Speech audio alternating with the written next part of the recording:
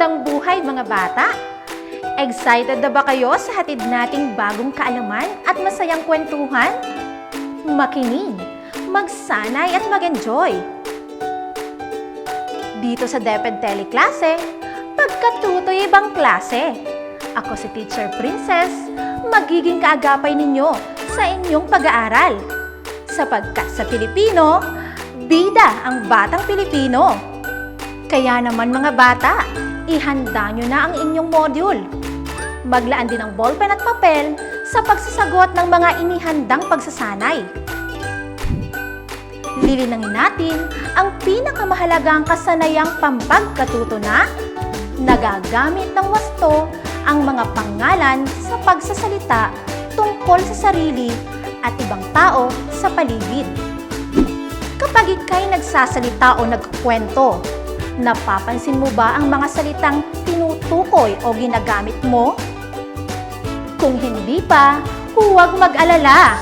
Ito na ang paksang makatutulong sa iyo. Kaya naman, sasamahan ko kayong alamin kung ano ang tawag sa tao, bagay, hayop, lugar at pangyayari. Halina't mamasyal at tumuklas ng bagong kaalaman. Tayo na! Nandito tayo ngayon sa Calapan City Plaza. Sabay-sabay tayong magmasid. Kay ganda ng paligid, hindi ba? Ano-ano ang inyong nakikita? Nakikita nyo ba ang mga rebultong iyan? Kilala nyo ba si Dr. Jose Rizal? Siya ang ating pambansang bayani. Ano-ano ang nakikita ninyong gusali?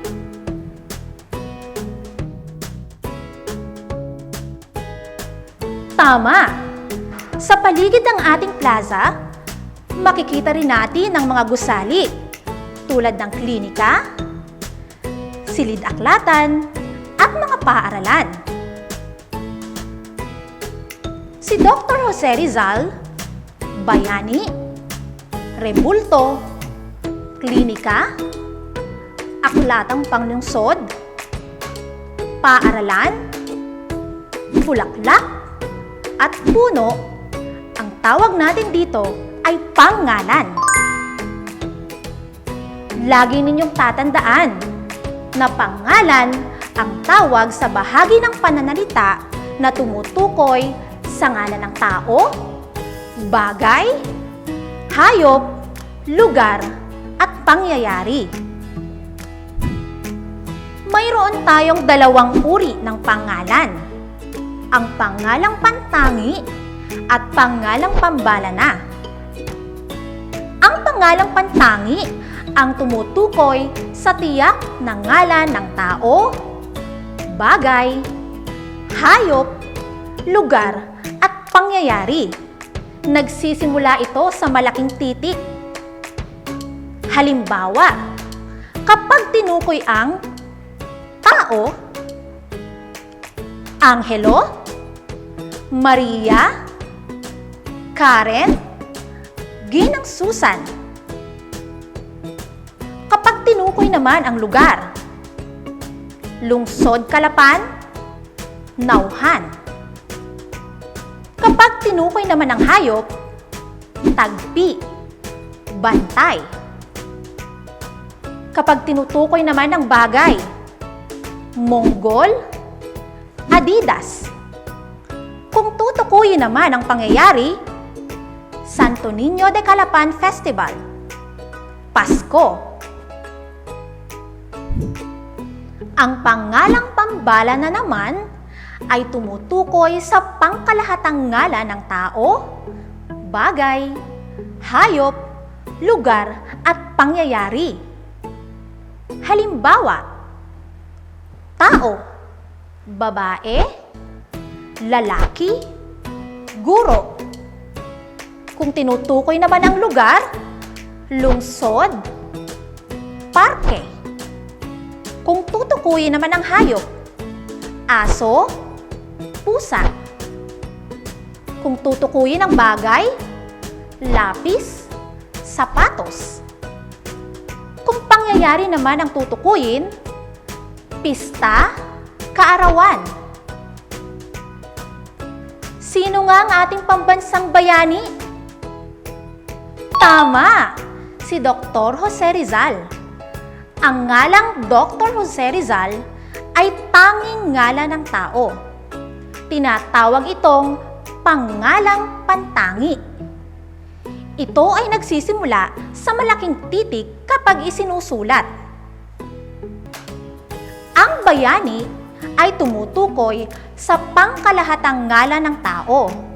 Ito ay tinatawag na pangalang pambalana.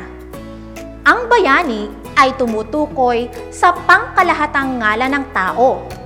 Ito ay tinatawag na pangalang pambalana. Ito ay nagsisimula sa maliit na titik kapag isinusulat. Naging malinaw na ba sa inyo ang pangalang pantangi at pambalana? Halina't magbahagi tayo ng karanasan sa ating pamamasyal. Tara, balik tayo sa ating silid-aralan.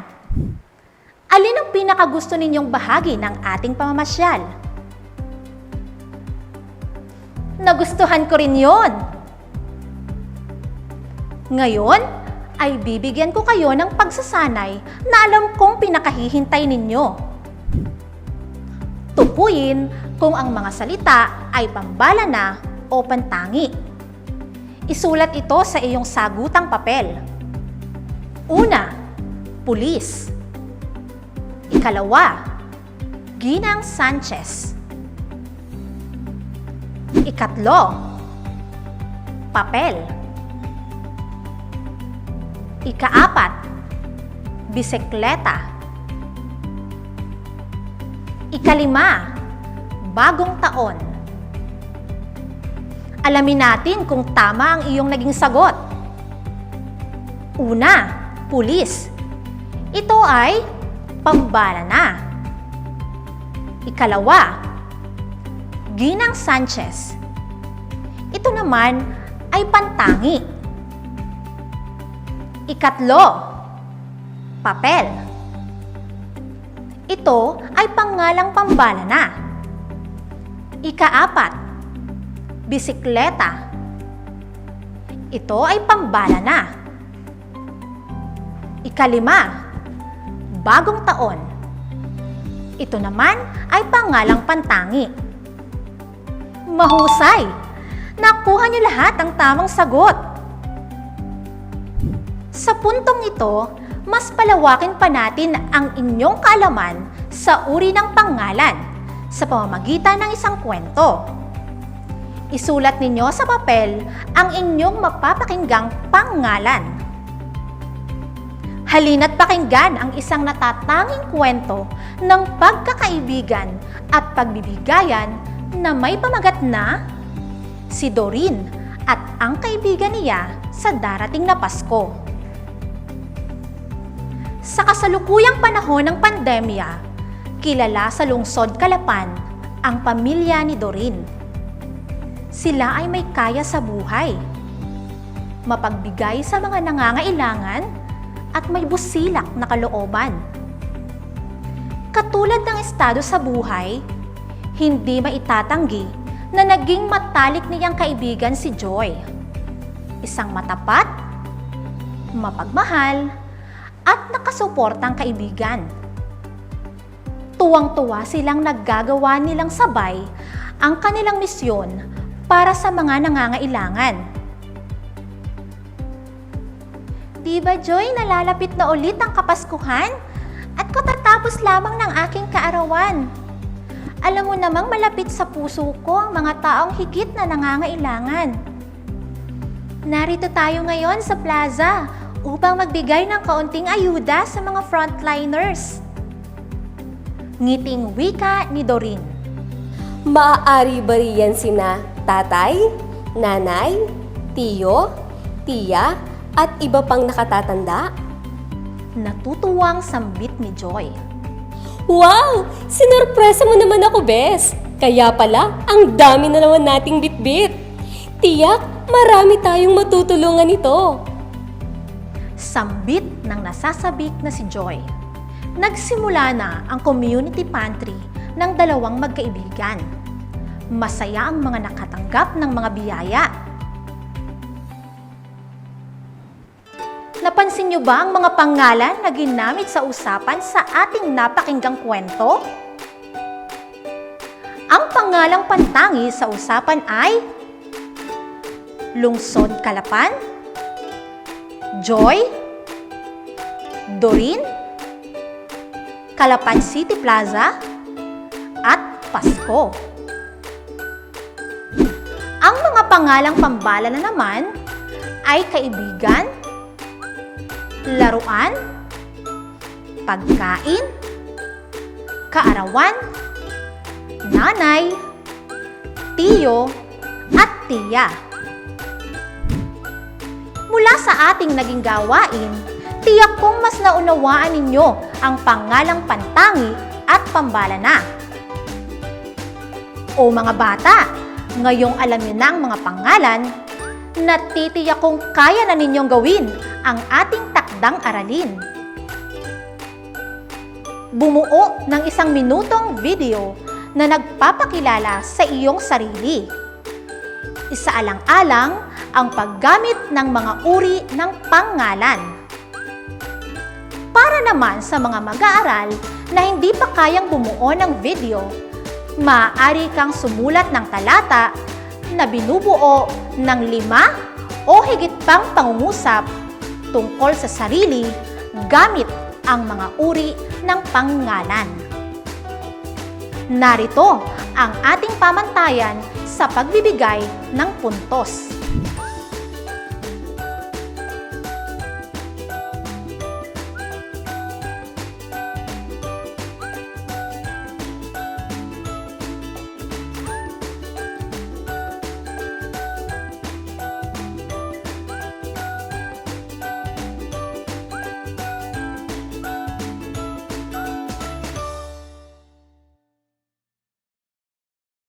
Binabati ko kayo mga bata sa ipinakita ninyong husay sa pagtukoy at paggamit ng pangalan. Ngayong araw na ito ay inyong natutuhan ang tungkol sa pangalan at sa mga uri nito. Kaya tandaan, sa pagsulat, gamitin ng wasto ang pangalan.